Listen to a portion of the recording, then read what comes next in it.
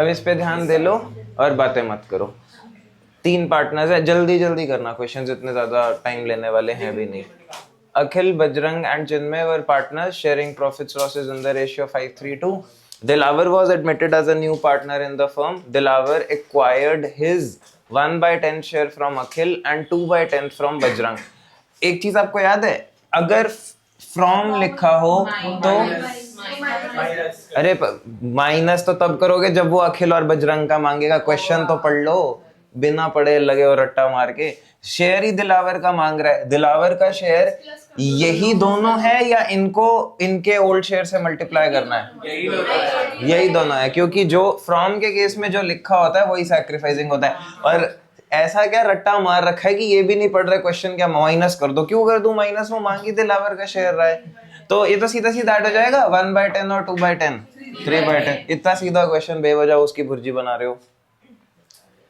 ये 3 पार्टनर्स हैं sharing profits and losses in the ratio 5:3:1। एक पार्टनर को 25, जो ये सेकंड पार्टनर है फगुनीस को 25,000 गारंटीड है। Any deficiency to be met by Ekta, इसको गारंटी मिली है और डेफिशिएंसी ये वाला पार्टनर बियर करेगा। ठीक है, प्रॉफिट शेयरिंग रेशियो लिखा है। The firm earned a profit of 90 को पहले बांटो। सिर्फ फगुनी का शेयर देखो कितना है, क्योंकि आपसे यही मांगा है ना फगुनी को कितना मिलना चाहिए। तो 90,000 इंटू 3/9 30, और इसको गारंटी कितने की थी? तो क्या ऐसा होता है कि जितनी गारंटी है उतना ही मिलेगा? ज्यादा मिल सकता है ना, तो अब कोई एडजस्टमेंट की भी जरूरत नहीं है, तो सीधा सीधा आंसर क्या है? ये बात समझ में आती है? आप एक गलतियां ये कर सकते हो कि सर अगर उसे गारंटी 25 है तो आंसर तो 25 ही होगा ना, चाहे उसे 10 भी मिल रहा हो, 15 एकता दे देगी, वो बात सही है। पर अगर ज्यादा मिल रहा होगा तब तो गलत हो जाएगा ना, इसीलिए एक बार कैलकुलेट कर लेना। अगर तो कम है तो फिर तो गारंटीड अमाउंट देना ही देना है, फिर तो हम 25, इन दोनों में से कोई एक आंसर, मतलब ये आंसर होना था या इससे ऊपर का कोई आंसर होना था, जो भी निकलता। ये बात समझ में आई? 10,000 तो इन एनी केस नहीं मिल सकता, वो ये आंसर तो पॉसिबल ही नहीं है किसी भी सिनेरियो में। ठीक है, Suhas and Vilas were partners with capitals of 4 lakh and 3 lakh. They admitted Prabhas as new partner for 1/5 share in future profit. वो 2 लाख रुपए कैपिटल लाया, उसका शेयर ऑफ गुडविल, ये भी हिडन गुडविल है, आपको लास्ट क्लास में बताया था। सबसे पहले कैपिटलाइज्ड वैल्यू, गलत, 9। हाँ, ये हमने सीबीएसई सैंपल पेपर में भी किया था। इसका सबसे पहले कैपिटलाइज्ड वैल्यू वो कैसे निकलता है? नए पार्टनर की कैपिटल इनटू रेसिप्रोकल। तो कैपिटलाइज्ड वैल्यू कितनी आई? 10 लाख माइनस, अब यही एक गलती जो हमेशा होती है, लोग इन दोनों की कैपिटल माइनस कर देते हैं 7 लाख। भाई ऑल पार्टनर्स ये भी, तो 4 + 3 जो पहले से था 7, और इसकी भी ऑल पार्टनर्स, इसकी भी इंक्लूड करो 9, तो आप इधर 9 लिखोगे। और वैसे ये इन लोगों की क्लोजिंग लिखनी होती है। क्लोजिंग मतलब अगर यहाँ कोई रिवैल्यूएशन प्रॉफिट होता है इसमें ऐड हो जाता, अगर कोई रिजर्व होता ऐड हो जाता, कोई लॉस होता माइनस, पर इस क्वेश्चन में ऐसा कुछ है ही नहीं, तो इसलिए हम उस पर ध्यान नहीं दे रहे। इजी क्वेश्चन है ये। तो ये जो 1 लाख आया, अब क्वेश्चन ये है, ये 1 लाख नए पार्टनर का शेयर है या फर्म की गुडविल है? ये फर्म की गुडविल है, और क्वेश्चन ने क्या मांगा है उसका, तो इसको इंटू 1/5 20। समझ में आ गया? जपलीन जी गलत कर दिया था आपने। यही थोड़ी थोड़ी गलतियां जो आपको ध्यान में रखनी है। माइनस करते हुए सिर्फ 2 का शेयर माइनस कर दिया, जो आंसर आया वही। अब आप देख रहे हो यहाँ 1 लाख तो आपको मिलना ही मिलना था, क्योंकि बहुत से बच्चे यही करके यहाँ टिक कर देंगे, वो ये नहीं देखेंगे कि उस पार्टनर का शेयर मांग रहे हैं। एमसीक्यू में एंड तक पढ़ो, बीच तक नहीं, ठीक है? कि क्या है आंसर्स तो बहुत सारे हैं यार, 1 लाख भी आंसर है, 20,000 भी आंसर है। हो सकता है इन दोनों से रिलेटेड कुछ पूछ लेता, कुछ भी पूछ सकता था कि ये लाने के बाद 20,000 उन्हें कितना मिलेगा। क्वेश्चन तो देखो एमसीक्यू में क्या पूछ रहा है। फोर्थ, 3 पार्टनर्स हैं 9, 8, 7। If Radhika share of profit at the end of year amounted to 540, Subhash, ये तो मैथ्स का क्वेश्चन है, जिसको यूनिटरी मेथड है बताएगा। एक पार्टनर का शेयर, राधिका का शेयर कितना है? 540, ठीक है? और इसका प्रॉफिट शेयरिंग रेशियो क्या है? 9 बाय ऐड करो अरे अरे शांत रहोगे, उसका शेयर बताओ। 24। अगर 9/24 शेयर के लिए 540 प्रॉफिट आता है तो टोटल प्रॉफिट कितना है? रिवर्स करके मल्टीप्लाई, टोटल आ जाएगा। फिर टोटल में मांगा किसका है? शुभा का। शुभा का 7/24 है, उसको इंटू 7/24 कर लेंगे। समझ में आता है? और एक और चीज, इसको मल्टीप्लाई करके टोटल निकालना नहीं, मैं बताता हूँ क्या करोगे। 540 लिखा, टोटल निकालने के लिए इंटू 24/9 करोगे रेसिप्रोकल, इससे टोटल आएगा। इसे सॉल्व मत करो, क्यों? जो भी टोटल आएगा आप फर्दर फिर उसको क्या करोगे? 7/24, तो 24 से तो 24 कट ही जाएगा ना। पहले मल्टीप्लाई करोगे फिर डिवाइड करोगे, मल्टी मत करो, ठीक है? अब बस इसको सॉल्व कर लो। 9 से 60,000 इंटू 7 42, तो इसमें 4,20,000 ना। समझ में आ गया? ये चीज याद रखो कि जब भी आप टोटल प्रॉफिट निकाल रहे हो और उसके बाद किसी और का शेयर निकाल रहे हो, ऑब्वियस सी बात है टोटल निकालने के लिए ये डिनोमिनेटर न्यूमरेटर बन रहा होगा और यहाँ पे आपको दिख ही रहा होगा, ये कट जाएगा। कहीं पहले आप सॉल्व करो इतना बड़ा, फिर ये करो, बहुत टाइम चला जाएगा। समझ में आ गया ना? ओके, दो पार्टनर्स हैं, एक ने 33 लाख की ड्राइंग्स करी for personal use. Partnership deed provides interest on drawings at the rate 10%। ये कौन सा केस है? इसमें डेट नहीं मेंशन, बस 6 बार मेंटली कर सकते हैं। 3 लाख का 10% आधा करो 6, इसमें तो कुछ भी नहीं था। तो आप ये देख रहे हो बोर्ड्स में बहुत इजी, अभी ओवर कॉन्फिडेंस, एक आधा तो आ ही जाएगा जो नहीं होगा। सैंपल पेपर से तो इजी होता है, बोर्ड्स का पेपर सैंपल पेपर से तो इजी होता है आज तक। आपके लिए क्या करेंगे वो हम देखते हैं। मतलब अब मैं थोड़ी कह सकता हूँ कि इस बार क्या होगा, मैं तो ये बता सकता हूँ आज तक क्या हुआ है। ये फ्यूचर प्रेडिक्ट करना तो आप लोगों का काम है। आपका दो पार्टनर्स हैं 5:3, एक नया पार्टनर आता है 1/4 शेयर के लिए। ये देखो, ये बड़ा क्वेश्चन है, टाइम लेगा। 8 लाख कैपिटल, 4 लाख गुडविल, ये सब दिमाग में याद रखना।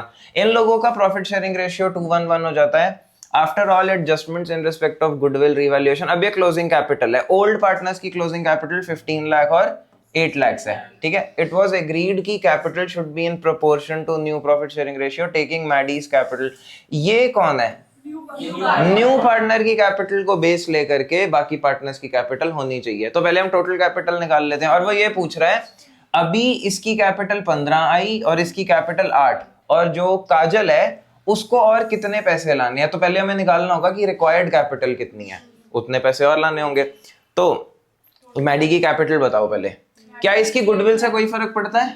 हमें तो कैपिटल का रेसिप्रोकल वो मल्टीप्लाई करना है शेयर का।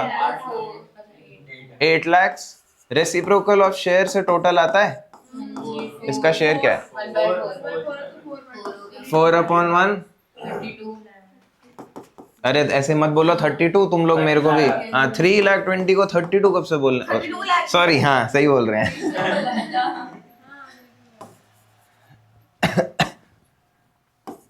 32 लाख। अब 32 लाख कैपिटल होनी चाहिए तीनों की टोटल। इसका क्या इंडिविजुअल कैसे निकालते हैं? सबकी निकालने की जरूरत नहीं, क्योंकि क्वेश्चन ने सिर्फ काजल का पूछा है। काजल का न्यू रेशियो क्या है? 2/4, मतलब हाफ ना। इसका 2/4 हाफ हो गया 16 लाख। काजल की कैपिटल 16 लाख होनी चाहिए, अभी कितनी है? तो और कितने पैसे लाने हैं?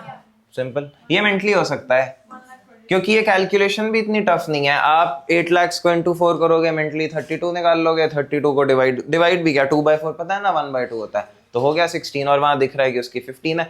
अब ये जो इतनी सारी इंफॉर्मेशन है, उसका शेयर ऑफ गुडविल 4 है, दूसरे पार्टनर की क्लोजिंग कैपिटल 8 है, ये सब इमटेरियल है, पर क्वेश्चन तो मेंशन करेगा। ये आपका काम है फिल्टर आउट करना, क्या चीज काम की है क्या चीज काम की नहीं है। ऐसा नहीं है कि जो चीज लिख दी कुछ ना कुछ रोल तो होगा। क्या करोगे इसका कुछ भी काम नहीं है, क्या करोगे इसका कुछ भी काम नहीं है। क्वेश्चन ने तो सिर्फ ये पूछा ना। एमसीक्यू में लास्ट की लाइन पढ़ना बहुत जरूरी है कि क्वेश्चन पूछ क्या रहा है, और बीच में बहुत सी चीजें इमटेरियल होंगी, ठीक है? ऐसे भी क्वेश्चंस बन सकते हैं सेम इसी में, जहां लास्ट लाइन बदल दूंगा तो इस 4 लाख का रोल आ जाएगा। अगर मैं बस इतना ही पूछ लूं कि इस 4 में से काजल को कितना मिला या दूसरे को कितना मिला, वो तो लास्ट की लाइन बताती है ना एमसीक्यू में वो क्या जानना चाहता है।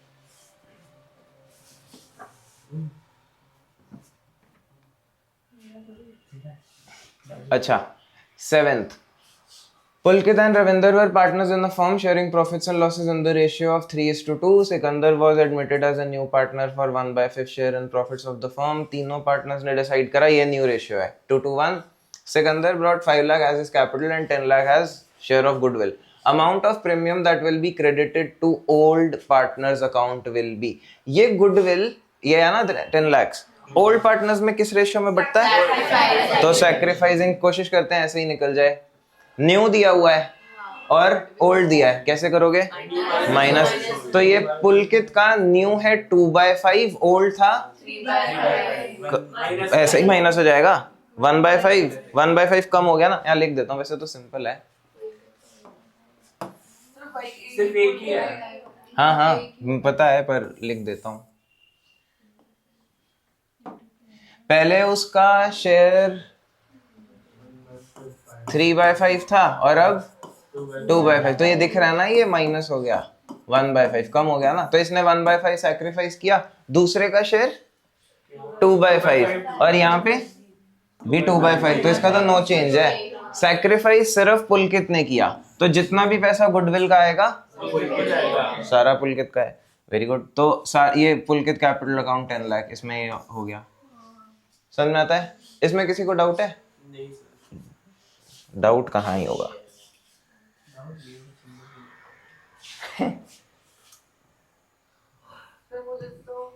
हाँ, न्यू रेशियो तो क्वेश्चन में दी हुई थी. कौन से में? किस में? सब में तो न्यू रेशियो लिखी हुई है. ये तो लिखा हुआ है. अब दिखा है ना. तो क्वेश्चन कौन पढ़ेगा? सर आप पढ़ दो ना, तो पढ़ने टाइम पे दिक्कत रहेगा. ओहो इसलिए मैं कंफ्यूज. अब ये इस क्वेश्चन में तो 10 सेकंड लगने चाहिए अगर आता है तो. ऑफर ऑफ सिक्योरिटीज और इनविटेशन टू सब्सक्राइब सिक्योरिटीज. अरे पढ़ने दो फिर बोल दो, बाकी भी हैं क्लास में.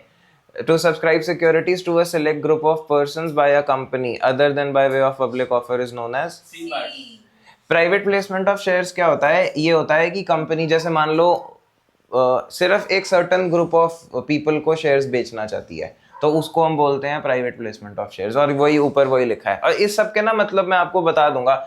इनकॉर्पोरेशन कॉस्ट तो आपको पता होना चाहिए. स्वेट इक्विटी, इसॉप क्या होता है, ये सब मैं बता दूंगा. प्राइवेट प्लेसमेंट ठीक है. पर अभी तो ये सिंपल है कि अगर कंपनी कुछ सर्टेन लोगों को ही शेयर्स ऑफर करती है, वो चाहती है कि वही खरीदें, तो उसे प्राइवेट प्लेसमेंट बोलते हैं.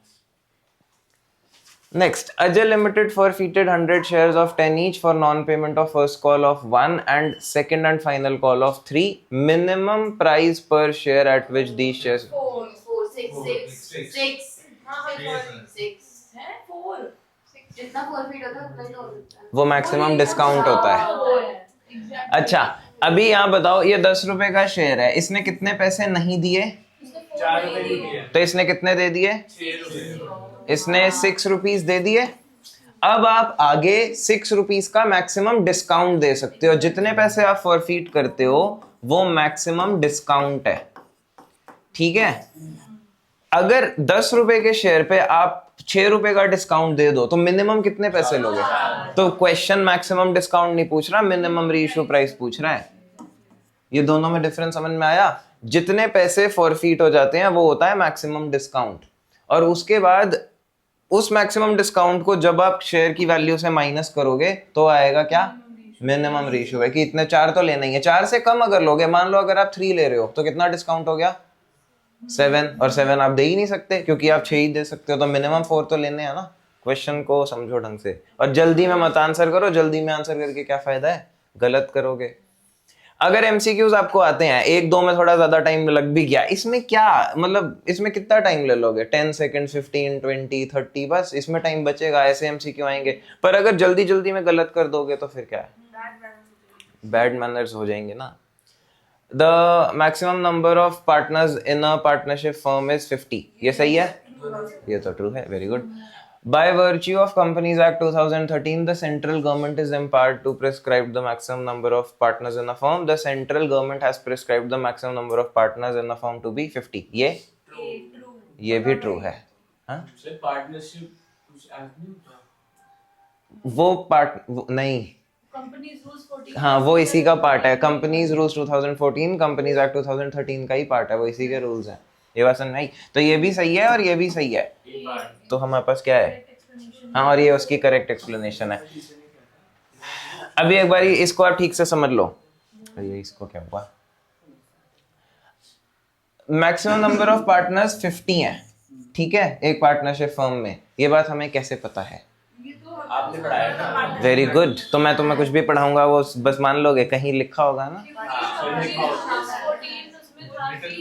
सब्जेक्ट टू 100 कर सकते हाँ, हैं। हाँ, आपको ये पता होना चाहिए कि जो लॉ है वो है कंपनीज एक्ट 2013। कंपनीज एक्ट 2013 में मैक्सिमम नंबर नहीं लिखा है। इसमें लिखा क्या है? ये एक्ट में लिखा है कि ये लोग पावर देते हैं सेंट्रल गवर्नमेंट को कि वो maximum number of partners choose कर ले subject to a maximum of 100। मतलब इस एक्ट ने गवर्नमेंट को पावर दी कि आप 100 तक कोई भी नंबर डिसाइड कर लो, और उन्होंने डिसाइड क्या किया? वो चाहे तो चेंज कर सकते हैं। कहाँ तक? उसके ऊपर वो भी नहीं जा सकते, ठीक है। तो ये अभी इन्होंने 50 डिसाइड किया है, मे बी इसको चेंज कर लें चाहे तो, पर 100 तक ही जा सकते हैं। और वो कंपनीज रूल्स इसी का पार्ट है जो आपने बुक में पढ़ा था।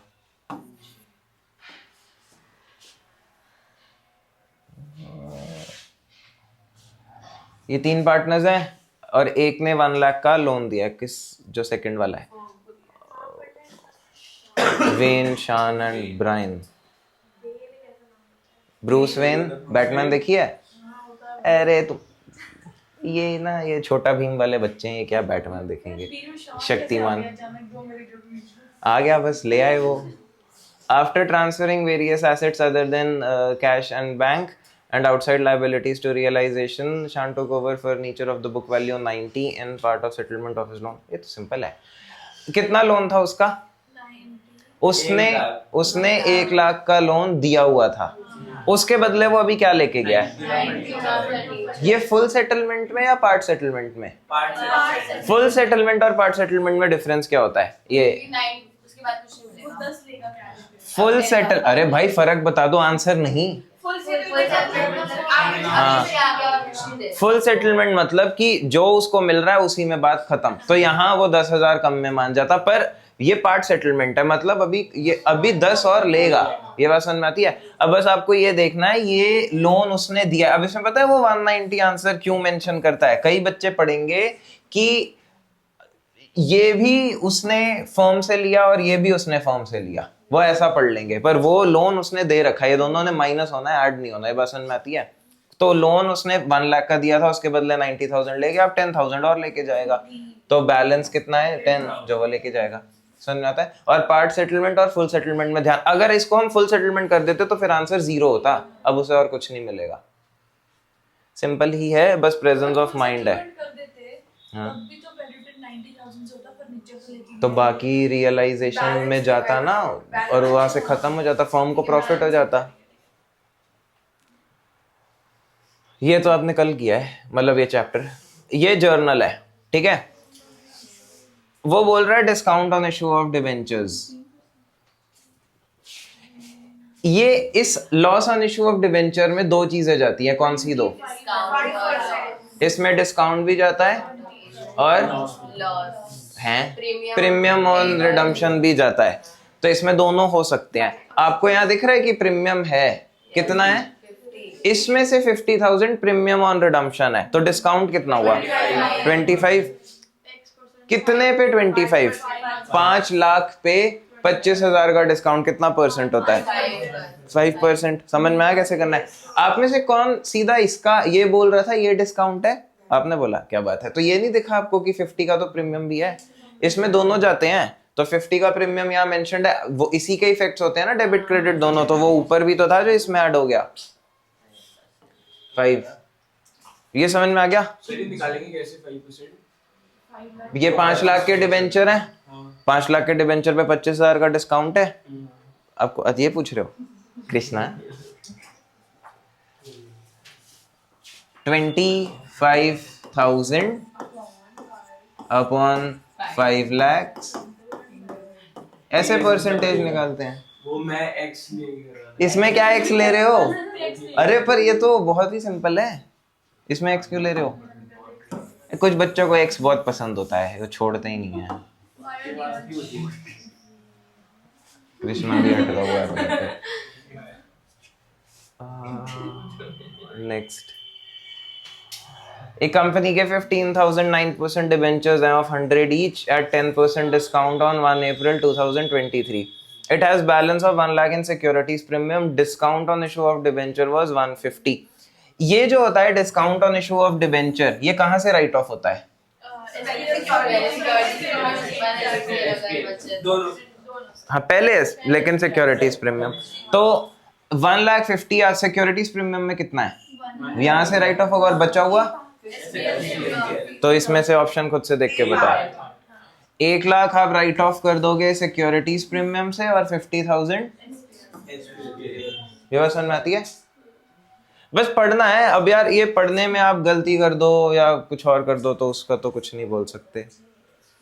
अब ये तो बहुत ही सिंपल है, बस आपसे गेनिंग सैक्रिफाइसिंग रेशियो मांग रहा है, ओल्ड भी लिखे हैं न्यू भी लिखे हैं, वैसे तो ये मेंटली बता सकते हैं।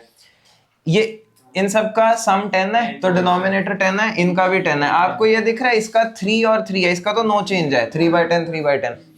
पहले ये ओल्ड ही है ना, ये 5/10 था और 2/10 हो गया, कम हो गया, कितना कम? 3/10 सैक्रिफाइस किया है पहले वाले ने, तो इन दोनों में से ये इसने 3/10 सैक्रिफाइस किया और जो लास्ट पार्टनर है उसने 3/10 गेन करा। Very easy. वो तो पता चलेगा जब बोर्ड्स हो जाएंगे कि ये भी सही हो रहा है या नहीं हो रहा। ये तो होना चाहिए, अब ऐसा क्वेश्चन भी नहीं होगा तो क्या होगा? कुछ भी नहीं। ये जो आया है क्वेश्चन पेपर ये वो है, पर ये कौन सा सेट है मुझे ये नहीं पता, क्योंकि अगर आप ये डीके गोयल से लिखा है, कोई और बुक खोलोगे तो कुछ और है, क्योंकि 3 सेट होते हैं ना, तो ये सेट नंबर नहीं। ओके देखते हैं, मैंने देखा नहीं ठीक से, पर कोई सा भी सेट हो ऑलमोस्ट सेम ही होता है, आपको आइडिया तो मिल जाएगा ना कि क्या कैसे क्वेश्चंस होते हैं। ऐसा कुछ नहीं होता है यार, होता है सर। टीचर है बोलती है हमारी तो। टीचर है। मेरे को तो शायद कहना नहीं मिलता। मैं आपको एक चीज, वो चीज जो आपके कंट्रोल के बाहर है उस पे ध्यान देना ना बंद कर दो। आपके पास कौन सा सेट आएगा ये आप कंट्रोल कर सकते हो? तुम क्या चीज कंट्रोल कर सकते हो? तो बस उस पे ध्यान दो। ये दूसरे फैक्टर्स में जब आप घुस जाओगे ना, आधा इंडिया इसीलिए बेवकूफ बना हुआ है, ठीक है? उन चीजों को कंट्रोल करने की कोशिश की जा रही है जो आपके हाथ में ही नहीं है। फ्यूचर बदल लो, ये बदल लो, अबे तुम्हारे पास कौन सा सेट आएगा उसे एक्सेप्ट करो, उस पे शांत रहो, तुम पढ़ाई करके जाओ, बस उस पे क्या दिमाग लगा रहे हो? तो 2 पार्टनर्स हैं जिनका रेशियो 3:2 है। 31 March 2024 they decided to change PSR 1:1 reconstitution goodwill. जब ये गुडविल की एंट्री क्या होती है? गेनिंग टू सैक्रिफाइसिंग, ठीक है? पहले आप गेनिंग रेशियो पहले कितना था वो निकालो, जल्दी निकालो। न्यू माइनस ओल्ड करते हैं, ओल्ड माइनस न्यू, कुछ भी करना है करो। एक का निकाल लो, दूसरे का, एक का जो गेनिंग आएगा, 2 ही पार्टनर है, दूसरे का वही सैक्रिफाइसिंग आएगा। 1/10 ना माइनस पहले वाले ने सैक्रिफाइस किया, प्री सैक्रिफाइस। देखो अगर हम प्रीत के केस में लिखें, इसका न्यू 1/2 था, ओल्ड 3/5, ये कितना आएगा सॉल्व करके? क्या -1/10 -1/10, यही क्या न्यू माइनस ओल्ड? तो प्रीत ने सैक्रिफाइस कर दिया। अब क्योंकि 2 ही पार्टनर है, दूसरे का निकाल के क्या भाई, अगर एक सैक्रिफाइस कर रहा है तो दूसरे ने 1/10 गेन ही करा होगा, 3 में निकालना पड़ जाएगा, पर इसमें तो ठीक है। हाँ अच्छा, आपने गुडविल को भी तो मल्टीप्लाई करना है सैक्रिफाइसिंग और गेनिंग, तो आप 1 लाख थोड़ी छोड़ोगे उसको। तो सबसे पहले तो gaining to sacrificing, gaining partner ये है, सैक्रिफाइसिंग ये है, तो एंट्री तो ये है या ये है, ये दोनों एंट्री सेम है, पर अमाउंट भी तो देखो। आप गुडविल को भी तो 1/10 करोगे उसके बाद, तो यही हो जाता है ना। ओ ये क्या बोल रहे हो, डी तो लिखा है, क्या देखते हो तुम लोग?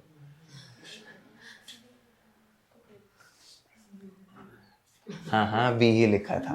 तुम बेवकूफ हो गया, हो गया, बी तो लिखा था। हाँ हाँ वही लिखा था, टाइपिंग एरर है।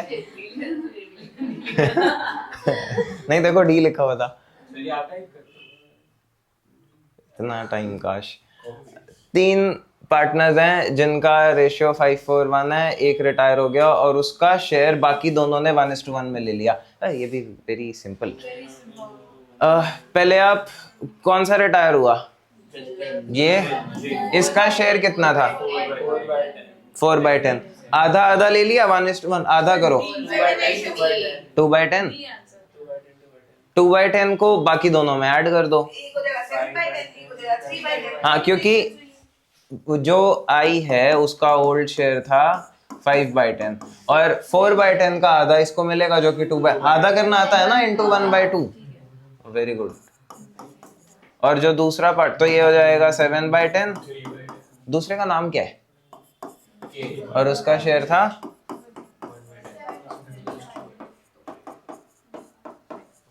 तो 7:3। अगर आप कंफ्यूज्ड हो एग्जाम में देख करके, एमसीक्यू मेंटली करना है या लिख करके, ऐसा कुछ नहीं है, आपके ऊपर है। आपको कॉन्फिडेंस है कि आप ऐसे कर लोगे। ये कॉन्फिडेंस कहाँ से आएगा? जब यहाँ टेस्ट दोगे और स्कूल में दोगे। घर पे प्रैक्टिस अलग चीज है, एग्जामिनेशन प्रेशर अलग चीज है। घर पे कोई प्रेशर मर्जी की, उठ गए, फोन चला लिया, ये सब नहीं होगा। वहां डरे हुए होगे, नर्वसनेस तो होगी। तो एग्जामिनेशन फियर एग्जामिनेशन वाली प्रैक्टिस से ही खत्म होता है। घर की प्रैक्टिस को उससे इक्वेट कैसे करोगे? हो ही नहीं सकता। इसलिए जितने भी टेस्ट हों आपको देने चाहिए।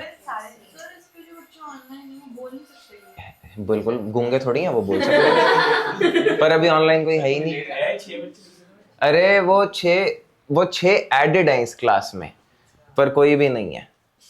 ठीक है, अभी कोई है नहीं इसमें ऐड। अब जैसे वो तो एक तो सिमर भी ऐड हुई है, इसमें ऐड हो जाता है। बाकी जब आप क्लास ऑन करते हो तब अगर वो आए हुए हैं तो वो तब देख सकते हैं। लाइव ही नहीं है क्लास, वो देखी कुछ नहीं, कोई नहीं देख रहा आपको। हाय हेलो कर रहे हो, उसको ही है बस, मेरे को कोई देख ले। 3 पार्टनर्स हैं, ये वाला क्वेश्चन। 3 पार्टनर्स हैं, प्रॉफिट लॉस शेयरिंग रेशियो 3:1। एक रिटायर हो गया। क्या हुआ? तो मैं उस साइड चला जाता हूँ, वहां से तो दिख ही जाएगा, इनको तो दिख ही जाएगा। 3 पार्टनर्स हैं, उनका रेशियो ये है। एक पार्टनर रिटायर हो गया और उसके अमाउंट था 5 lakh. Payment was to be made in 2 yearly installments of 250 plus 10% interest per annum. पहली इंस्टॉलमेंट में कितने पैसे दोगे, बता सकते हो?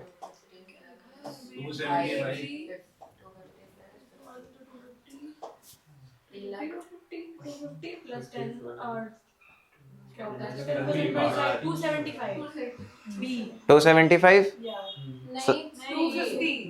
250? अच्छा, इंटरेस्ट दोगे ही नहीं आप। अच्छा नहीं 275 गलत है। मैं बताता हूँ कैसे। आपके ऊपर लोन कितना है, तो उसका 10% दोगे ना। तुम जितना, आप लोग क्या कर रहे हो, आप जितनी इंस्टॉलमेंट दे रहे हो उसका 10% निकाल रहे हो। वो थोड़ी होता है जितना लोन तुम्हारे। हाँ, तो ये मैंने बोला था ना कि या तो, हाँ मेंटली है ना सब। देखो ऐसा है, यहाँ आपके ऊपर लोन है 5 लाख। ठीक है, आपको बोला गया कि 1 साल के बाद आप इस 5 में से 250 तो दोगे, तो ये तो प्रिंसिपल का अमाउंट है, और 10% इंटरेस्ट भी दोगे। पूरे साल आपके ऊपर लोन कितना था, तो आप इसका 10% दोगे ना, तो इसमें आप 50 साथ में दोगे और 3 लाख। तो समझ में आया प्रेजेंस ऑफ माइंड थोड़ा सा। और मैंने पहले भी बोला था लास्ट क्लास में भी, एमसीक्यू इतनी बढ़िया चीज है कि उसको पता है बच्चा क्या गलत सोचेगा। वो ऑप्शन तो वो जरूर देगा जो सबसे पहले उसके दिमाग में आएगा, वो तो पक्का लिखा होगा। तो जो सबसे पहले दिमाग में आ रहा है, कूद मत ना जाना एमसीक्यू में, ये चीज सीख लो। आराम से सोचो एक बार और, क्योंकि ऑप्शन 4 है और गलत वाले तो बहुत अच्छे से दिखते हैं चाहे सही वाला दिख ना रहा हो। ये 3 लाख है इसका आंसर। अगली बार की बात करें, जो सेकंड इंस्टॉलमेंट है उसमें 275 होगा, क्योंकि अब ये पेमेंट के बाद आपने पेमेंट कर दी ना 250, अब आपका लोन भी यहाँ 250 बचा, यहाँ 25,000 का इंटरेस्ट लगेगा अगले 250 पे, और 275 दोगे। Very good. तो 3 lakh answer. The amount of share capital which a company is authorised to issue, उसको क्या बोलते हैं हम? टोटल, जिसकी, अच्छा आपने क्या वर्ड पढ़ रखा है? ऑथराइज। ऑथराइज का दूसरा नाम नॉमिनल है। इशूड क्या होती है? आप ये क्यों कह रहे? इशूड वो है जिसकी उन्हें अथॉरिटी मिली है, इशू तो वो है जो वो इशू, अथॉरिटी तो ज्यादा की मिली है, और उसका नाम ऑथराइज्ड है, वो उसका दूसरा नाम नॉमिनल है, उसका दूसरा नाम नॉमिनल है। अरे अभी रुक जाओ, नेक्स्ट पे जा रहे हैं, पहले वो तो करने दो जिनसे नहीं हुआ। कृष्णा जी समझ में आ गया? सब गलत बोले जा रहे हैं, आराम से बोलो, यही बोलोगे, रेस नहीं है, जितनी जल्दी बोलोगे उतना गलत बोलोगे। Very good. ये हाँ, एमसीक्यू में ऐसा ही होता है, मुझे स्टूडेंट्स आके बता देंगे पूरा ठीक था, पर मेरे को पता है अभी जो 20 नंबर के एमसीक्यू तो करके आया ना, जो तुझे लग रहा है ठीक है, आने दे रिजल्ट। एमसीक्यू चीज ही ऐसी है। According to SEBI guideline, minimum subscription of capital can not be less than 90% of issued. ठीक है, देखो देयर इज अ रीजन कि दुनिया के सारे मेजर एग्जामिनेशन एमसीक्यू बेस्ड है। एमसीक्यू इजी नहीं होते, ये बाकी कॉम्पिटिटिव एग्जाम्स के कंपैरिजन में इजी एमसीक्यू है। ये इजी में आप ये कर रहे हो, जब आप दोगे कोई बड़ा एग्जामिनेशन, कैट दोगे, सीयूईटी की बात नहीं कर रहा मैं, सीयूईटी क्या बोल रहे हो? हाँ, आपके लिए सीयूईटी अभी है नेक्स्ट बिग थिंग सीयूईटी, पर कैट का एग्जाम या बाहर आप कोई एग्जाम दोगे दुनिया में कहीं पर भी दूसरी कंट्रीज में, एमसीक्यू बेस्ड मिलेगा। वो अब आपको समझ में आ रहा है क्यों टफ होता है? पहली बारी पढ़ते ही जो गलत आंसर दिमाग में आता है वो सबसे पहले दिखता है और बच्चे को लगता है मैंने सही कर दिया, और यहाँ नेगेटिव मार्किंग नहीं है, तुम टिक करते हुए डरोगे नहीं। दूसरा, बहुत टाइम है, आपको एक एमसीक्यू के लिए 2 मिनट मिल रहे हैं, उसके बाद भी टाइम बचेगा। कंपिटिटिव एग्जाम्स में नेगेटिव मार्किंग है, गलत टिक किया तो गलत, और एक एमसीक्यू के लिए 30 सेकेंड्स होते हैं, तब प्रेशर सोचो। कौन से एग्जाम की बात कर रहे हो? मैं सीयूईटी की बात नहीं कर रहा, जबरदस्ती वहीं अटके हुए हो। मैं सीयूईटी की बात नहीं कर रहा, आप कैट का एग्जाम दो, आपको पता चल जाएगा। 75 सेकंड। अरे सीयूईटी की बात ही नहीं कर रहा ना, मैं क्लैट की बात कर रहा हूँ, मैं इंडियन एग्जामिनेशंस की बात ही नहीं कर रहा हूँ अभी। तो ये क्वेश्चन ना जो हमने क्लास में डिस्कस किया था, जो हम कल बोल रहे थे, वो debentures on which a company does not give undertaking for repayment of borrowed money are called perpetual. Bearer क्या होते हैं ये भी बता दो। जिसके हाथ में गया उसका, वो पेपर पे है, जिसके पास वो सर्टिफिकेट है, वो डिबेंचर उसका। ठीक है, if the amount of debentures issued is more than the amount of net assets taken over by the company, the difference will be treated as capital.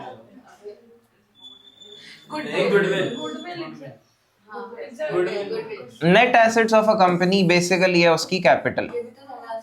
हाँ करा है, कैपिटल है मान लो 10 लाख, ठीक है, और आप उसे डिबेंचर दे रहे हो ज्यादा या कम, क्या लिखा है? ज्यादा। डिबेंचर आप उसे दे रहे हो मान लो 12 लाख के, 10 लाख की कंपनी को 12 लाख दे रहे हो तो ठीक है, वेरी गुड, गुडविल ज्यादा दिया आपने।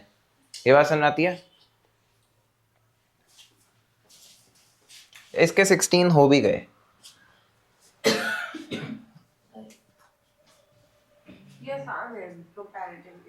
गलत तो फिर भी हो ही रहे हैं।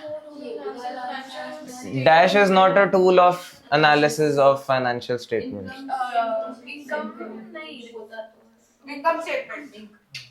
मैं आपको बता देता हूँ टूल्स क्या होते हैं, याद रखना बहुत आसान है। टूल्स ऑफ एनालिसिस, अरे मैं बता रहा हूँ याद कैसे रखना है भाई, रट्टा हुआ थोड़ी। आपने एनालिसिस वाली बुक देखी है? इंडेक्स याद है क्या क्या चैप्टर है? कंपैरेटिव कॉमन साइज से बोलना चैप्टर्स के नाम। एक तो कंपैरेटिव है, एक कॉमन साइज है, रेशियो, और यही है टूल्स ऑफ फाइनेंशियल एनालिसिस। ये 4 जो आपकी बुक है, वो बुक ही तो टूल्स है, पर पहला चैप्टर बैलेंस शीट है, वो नहीं है, वो तो आपको सिर्फ सिखाई जा रहा है ताकि आपको आगे के, जैसे रेशियो में वो लिख देगा करंट एसेट, आपको पता ही नहीं, इसलिए सिखाया जा रहा है। Comparative, common size, ratio, cash flow, यही सारे टूल्स ऑफ एनालिसिस हैं। तो इनमें से कौन सा नहीं है? Income statement. Income statement P&L है, वो कोई टूल ऑफ एनालिसिस नहीं है, ठीक है। In common size statement each item is expressed as a percentage of, किसको 100 लेते हो? हाँ तो ये है 100 इसको ले रहे हैं ना, कौन सा बैलेंस शीट में टोटल को लेते हैं? हाँ टोटल ऐसे टोटल कुछ भी ले लो, ये तो आना चाहिए। Short term highly liquid investments 3 months और less, very good.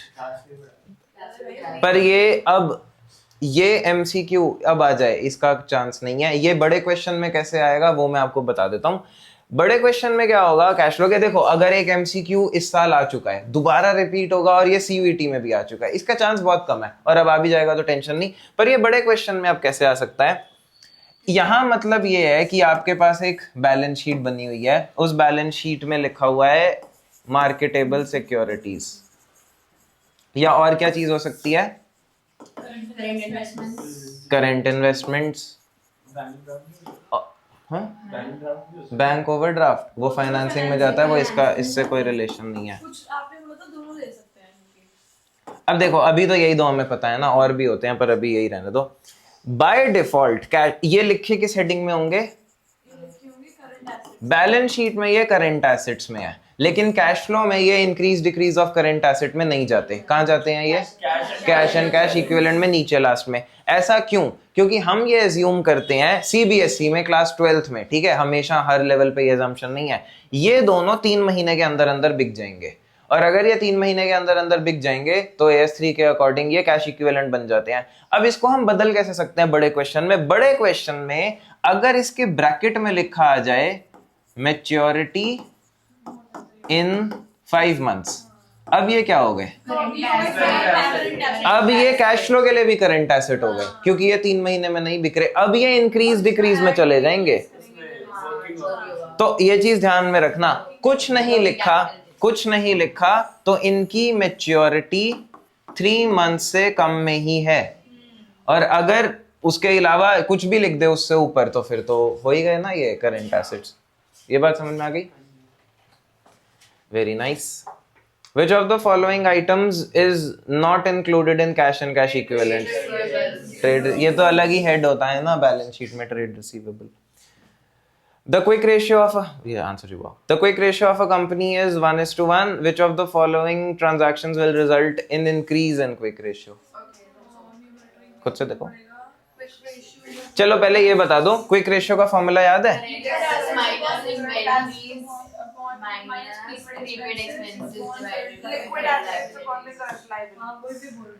Very good very good. नहीं पर आपको वो बताना तो पड़ेगा ही ना, करंट एसेट्स जिनमें इन्वेंट्री नहीं है और प्रीपेड एक्सपेंसेस भी नहीं है, डिवाइडेड बाय, अभी वो बोल रहा है रेशियो क्या है 1:1, तो इक्वल नंबर एज्यूम कर लो, कितना, 1 लाख 1 लाख, वेरी गुड, 1 लाख 1 लाख। अब अगर इसको इंक्रीज होना है तो एक सिंपल सी बात है, न्यूमरेटर को डिनोमिनेटर से ज्यादा होना होगा, मतलब कोई ऐसी एंट्री जिसमें ये बढ़ जाए और ये ना बढ़े, या ये ज्यादा बढ़े इससे कुछ भी, तो ये इंक्रीज हो जाएगा। तो अगर आपके इफेक्ट सारे ऐसे आ रहे हैं कि यहीं प्लस यहीं माइनस सेम रहा, कुछ भी नहीं हो रहा, इसमें प्लस तो भी चेंज नहीं हुआ, तो बस वो चीज देखनी है। कैश रिसीव फ्रॉम डेटर के 2 इफेक्ट बताना, इसी में प्लस होगा, इसी में माइनस, ये 1 लाख का 1 लाख रहेगा, चेंज ही नहीं होगा, तो ठीक है इसको छोड़ दो। सोल्ड गुड्स ऑन क्रेडिट, इसका इफेक्ट बताओ, गुड्स बढ़ जाएगा, पर मजे की बात ये, गुड्स तो आप इसमें लिखते ही नहीं, हाँ तो देखो क्या हम यहाँ 2 इफेक्ट हैं, एक इन्वेंट्री आपकी माइनस हो जाएगी और डेटर आपके प्लस हो जाएंगे। क्या अभी न्यूमरेटर में इन्वेंट्री लिखी हुई है, वो इसका पार्ट ही नहीं है, तो ये इफेक्ट छोड़ दो, ये तो इसमें आए नहीं, डेटर इसमें है, तो डेटर की वजह से ये बढ़ गया और डिनोमिनेटर वही रहा, तो बढ़ गया, इससे इंक्रीज हुआ ना ये, क्योंकि कुछ भी 10,000 भी मान लो तो ये 10,000 से बढ़ जाएगा और ये 1 ही रहेगा, तो 1.1:1 हो जाएगा। परचेज, बाकी भी देख लेते हैं, परचेज गुड्स ऑन क्रेडिट, इसमें ये इंक्रीज हो जाएगा, तो ये कम हो जाएगा, इंक्रीज नहीं होगा, क्योंकि अब डिनोमिनेटर बढ़ गया। और लास्ट है परचेज गुड्स ऑन कैश, ऊपर वाला भी कम हो जाएगा, क्योंकि यहाँ से कैश माइनस, इसमें भी डिक्रीज हो जाएगा, तो very good, B part last.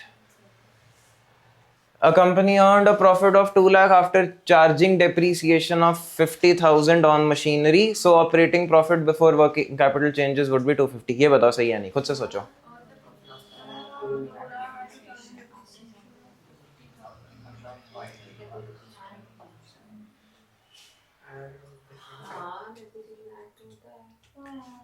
अच्छा हम क्वेश्चन कहाँ से शुरू करते हैं?